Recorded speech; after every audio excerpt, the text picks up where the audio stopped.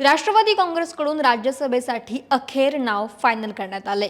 छगन भुजबळ, नवनीत राणा, दिलीप वळसे पाटील यांची नावाची चर्चा सुरूच होती। काल संध्याकाळपर्यंत सुद्धा छगन भुजबळ यांच्या नावावरती फक्त शिक्कामोर्तब करणं बाकी होतं। पण बैठकीमध्ये धक्कातंत्र वापरत राजेंद्र जैन यांचं नाव घोषित करण्यात आलं। पण बैठकीमध्ये नेमकं असं काय घडलं की भुजबळांना पुन्हा डावललं गेलं आणि पटेलांच्या माणसांना त्यांच्या जागी संधी दिली गेली? पाहुयात व्हिडिओच्या माध्यमातून। नमस्कार, मी अक्षता आणि तुम्ही पाहताय सकाळ। सुनेत्रा पवार यांच्या राजीनाम्यामुळे राज्यसभेसाठी खासदारकीची जागा रिक्त झाली। रिक्त झालेल्या या राज्यसभेच्या जागेसाठी पोटनिवडणूक लागली आणि या जागेसाठी अनेक दिवसांपासून पक्षात खलबत सुरू होती। या जागेसाठी राष्ट्रवादीतून आणि महायुतीतूनही अनेक दिग्गजांची नावं चर्चेत होती। म्हणजे छगन भुजबळ यांच्यासोबतच दिलीप वळसे पाटील, अविनाश आदिक, प्रमोद हिंदूराव, अमरसिंह पंडित यांचीही नावं चर्चेत होती। एवढंच नाही, भाजपच्या नेत्या आणि माजी खासदार राहिलेल्या नवनीत राणा यांनी सुद्धा सुनेत्रा पवार यांची भेट घेतली होती आणि आपणही इच्छुक आहोत अशी भावना व्यक्त केल्याचं बोललं जातंय। पण या सगळ्यांमध्ये छगन भुजबळांचं नाव जवळपास निश्चित मानलं जात होतं। अशात रविवारी रात्री प्रफुल्ल पटेल, छगन भुजबळ आणि दिलीप वळसे पाटील यांच्यासह दिग्गज नेत्यांच्या उपस्थितीमध्ये मुंबईत बैठक झाली आणि या बैठकीनंतर राजेंद्र जैन यांची निवड करण्यात आली।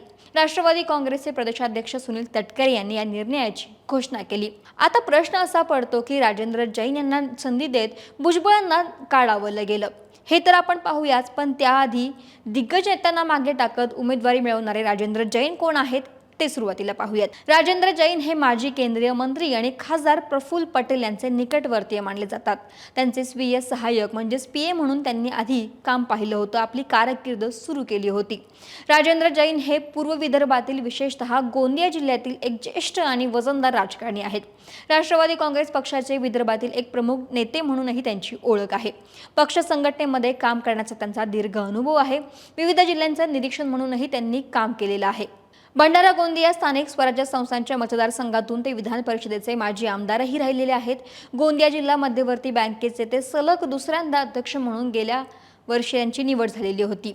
यंदा विधान परिषदेच्या निवडणुकांमध्ये उमेदवारीसाठी त्यांचं नाव चर्चेत होतं, मात्र भाजपला हा मतदारसंघ मिळाल्यानं त्यांना आपला दावा सोडावा लागला होता। राष्ट्रवादी काँग्रेस पक्षानं त्यांच्या पक्षकार्याची दखल घेत त्यांना भंडारा गोंदिया स्थानिक स्वराज्य संस्था मतदारसंघातून महाराष्ट्र विधान परिषदेमध्ये पाठवलं होतं।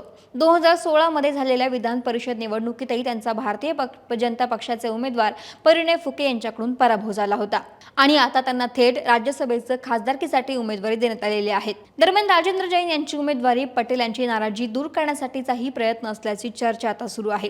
कारण मागील काही काळापासून राष्ट्रवादी काँग्रेसचे प्रफुल्ल पटेल यांचे महत्त्व कमी केले जात असल्याची चर्चा होती। निवडणूक आयोगाला दिलेल्या पत्रात त्यांच्या पटेल यांच्या पदाचा उल्लेखही नव्हता, त्यामुळे ते पक्षात नाराज असल्याचं सांगितलं जात होतं। मात्र त्यांचे निकटवर्ती असलेले राजेंद्र जैन यांना राज्यसभेची उमेदवारी दिल्यानं पक्षात त्यांचे वजन कायम असल्याचा संदेश दिला जात असल्याचं मानलं जातं। राजेंद्र जैन यांना उमेदवारी मिळाल्यानंतर ते काय म्हणाले पाहूयात। कोणी ते वरिष्ठ नेते आहे माझे वडील सारखे आहे ते, आणि आमच्या पक्षात काय नाराजी वगैरे राहत नाही। एकजूट एक संघ पक्ष आहे आणि ते माझे वडीलधारी आहे, त्यांचे आशीर्वाद माझ्यावर आहे। मी मागील 15 वर्षात अनेकदा त्यांनी मला आशीर्वाद दिलेला आहे, कुठेही असा त्रास नाही आणि आम्ही सर्व एक संघ आहोत। विधान परिषदेवर सातत्याने तुमचं नाव चर्चेला यायचं, मात्र ऐन वेळी तुमची उमेदवारी कापली जायची। तुम्हाला काही शब्द नाही, मला का मिळाला का नाही मिळाला याची मी कधीच पर्वा केली नाही। फक्त पक्षाचं काम केला, एक निष्ठेने इमानदारीने काम केलं, त्याचा मला आज परिणाम मिळालेला। मी आज काय बोलू शकत नाही। मला आताच कळला ते। आता मला सांग, माझे पक्षनेते जसं सांगतील, जे वेळ देतील त्या वेळी मी पक्ष अर्ज भरणार। तुमचं नाव निश्चित करण्यात आलं, तुम्हाला कधी कळवण्यात आलंय किंवा काही चर्चा? आता बोलवलं मला। आमच्या पक्षात कोणावर अन्याय होत नाही आणि ते तो वडीलधारी आहे। आता राजेंद्र जैन यांना उमेदवारी तर मिळाली, पण प्रश्न असा पडतो की भुजबळांना उमेदवारी का नाकारली गेली। आता रिक्त झालेल्या राज्यसभेच्या जागेसाठी हो नाही म्हणता म्हणता भुजबळ तयारही झाले होते। त्यांनी होकारही दिला होता आणि त्यांचं नावही पक्षातून निश्चित मानलं जात होतं। पण यासाठी त्यांनी एक अट घातली होती। पुतण्या समीर भुजबळ यांना महाराष्ट्र मंत्रिमंडळात कॅबिनेट मंत्री करा, मग मी दिल्लीला जातो, असं भुजबळ यांनी पक्षाला सांगितलं होतं. आणि ही अट पक्षाला आणि महायुतीला एकंदरीतच मान्य नव्हती आणि ही अट मान्य न झाल्यामुळेच भुजबळ यांची उमेदवारी नाकारली गेली अशी जोरदार चर्चा सुरू आहे.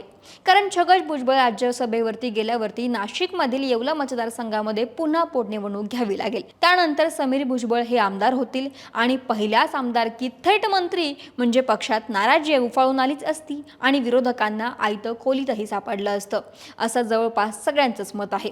आणि समीर भुजबळांना महायुतीत आधीच मोठा विरोध आहे. कारण विधानसभेवेळी नांदगाव मतदारसंघामध्ये सुहास कांदे आणि भुजबळ यांच्यात झालेला राजकीय वाद संपूर्ण महाराष्ट्रानं पाहिलाय.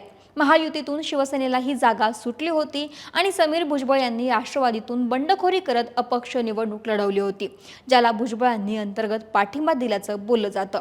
त्यामुळे महायुतीमध्ये नाराजी नाट्य रंगलं होतं. या दोघांमधला वाद हा थेट वरिष्ठांपर्यंतही पोहोचला होता. त्यामुळे आताही समीर भुजबळ यांना पुन्हा राजकारणात स्थिरावू न देण्यासाठीचा हा विरोध असल्याचं बोललं जातं. या सगळ्या गोष्टी बैठकीमध्ये मांडल्या गेल्या, त्यावरती चर्चाही झाली, पण भुजबळ मात्र आपल्या अटीवरती ठाम राहिले होते. यासोबतच भुजबळांची उमेदवारी नाकारण्यामागे अनेक तर्कवितर्कही मांडले जात आहेत. म्हणजे त्यांच्या वयाचा मुद्दाही उपस्थित केला गेला. छगन भुजबळ यांचं वय आता 80च्या आसपास आहे. इतक्या प्रदीर्घ राजकीय कारकिर्दीनंतर ते सक्रिय असले तरी पुढील काळामध्ये त्यांची भूमिका किती प्रभावी राहील याबाबत काही नेत्यांमध्ये साशंकता असल्याची चर्चा आहे. त्यात दुसरा मुद्दा म्हणजे मराठा समाजाची नाराजी पक्षाला सोबत घेणं अवघड होतं. कारण छगन भुजबळ ओबीसी समाजाचे प्रमुख नेते म्हणून ओळखले जातात. जरांगे यांचे आंदोलन आणि ओबीसीतून आरक्षणाच्या मागणीला भुजबळांचा तीव्र विरोध होता आणि त्यातून सुरू झालेला वाद हा अख्ख्या महाराष्ट्राला माहिती आहे.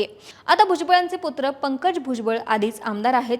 स्वतः छगन भुजबळ यांना केंद्रामध्ये महत्त्वाची भूमिका मिळू शकते अशी ही चर्चा आहे. त्यात भुजबळ हे राज्यसभेच्या जागेवरती जर गेले असते तर पुतणे समीर भुजबळ यांना मंत्रिपद द्यावं लागलं असतं. म्हणजे एकाच घरात कुटुंबातील तिघांना महत्त्वाची पद दिल्याचा आरोप विरोधकांकडून झाला असता. याचा परिणाम मराठा समाजासह इतर सामाजिक गटांमध्येही नाराजीच्या रूपानं उमटू शकला असता, अशी भीती काही राजकीय रणनीतिकारांनी व्यक्त केल्याचं सांगितलं जातं. याच कारणांमुळे भुजबळ यांनी मांडलेल्या अटी किंवा अपेक्षा महायुतीनं स्वीकारल्या नाहीत अशी चर्चा सध्या राजकीय वर्तुळामध्ये जोर धरू लागली आहे. त्यामुळे अखेर राष्ट्रवादी काँग्रेस अजित पवार गटानं राजेंद्र जैन यांना राज्यसभेच्या रिंगणामध्ये उतरवलं. दरम्यान राज्यसभेची उमेदवारी न मिळाल्यामुळे छगन भुजबळ नाराज असल्याचंही बोललं जात होतं. परंतु राष्ट्रवादीचे प्रदेशाध्यक्ष सुनील तटकरे यांनी हे आरोप फेटाळले आणि भुजबळ नाराज नसून पक्षाच्या निर्णयासोबत असल्याचं सुनील तटकरे यांनी स्पष्ट केलं. त्यामुळे आता अखेर राजेंद्र जैन यांना राज्यसभेवरती पाठवलं जाणार आहेत. परंतु त्यामुळे भुजबळांना पुन्हा एकदा डावललं गेलं हा मुद्दा अधोरेखित झालाय. महाराष्ट्रातील सर्व बातम्यांचे विश्वासार्ह व्यासपीठ. सकाळच्या सर्व सोशल मीडिया प्लॅटफॉर्मला लाईक, फॉलो आणि सबस्क्राईब करा. तसंच सर्व नोटिफिकेशनसाठी बेल आयकॉन प्रेस करायला विसरू नका.